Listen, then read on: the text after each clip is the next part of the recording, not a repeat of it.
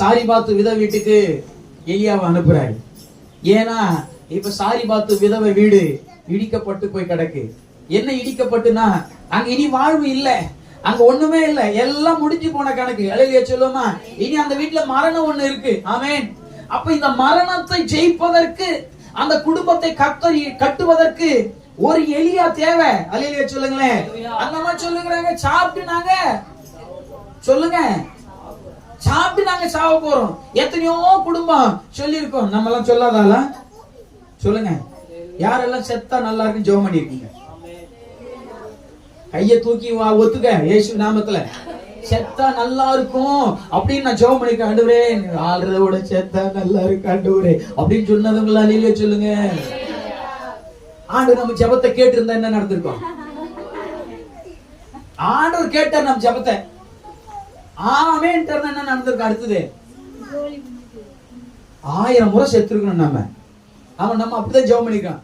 வரும்போதெல்லாம் செத்தா நல்லா இருக்காண்டவரே, செத்தா நல்லா இருக்காண்டவரே. சரிடா போடாரு விட்டு இருந்தாருன்னா நம்ம கதை முடிஞ்சிருக்கு. அல்லேலூயா.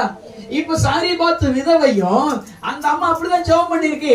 ஆண்டவரே இருக்கிறத கொஞ்சோண்டு சாப்பிட்டு நாங்க சாக போகிறோம் ஆண்டவரே அப்படின்னு சொல்லும் போது, நீ சாவதற்காக அழைக்கப்படல, உன்னை கட்டுவதற்கு நான் இதோ என் தாசரை நான் அனுப்புகிறேன் என்று சொல்லி ஆண்டவர் எலியாவை வீட்டுக்கு அனுப்புகிறார்.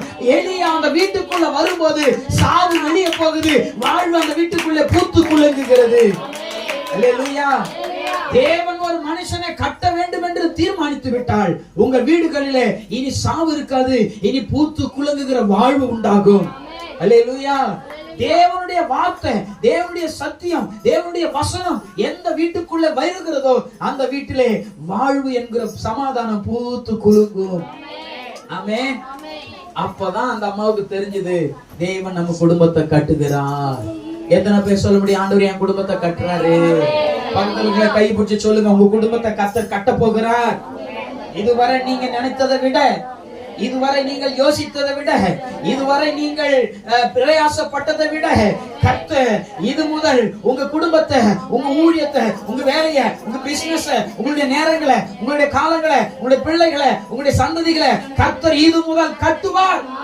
ஆசீர்வாதமாய் இருப்பீர்கள். அல்லேலூயா. இனி பேரனை குறிச்சு பிள்ளைய குறிச்சு கவலைப்படாம பைபிள் மட்டும் தூக்கிடு. ஆமென். உன் குடும்பம் தேவன் கட்டிடுவாரு. அல்லேலூயா சொல்லுங்களேன்.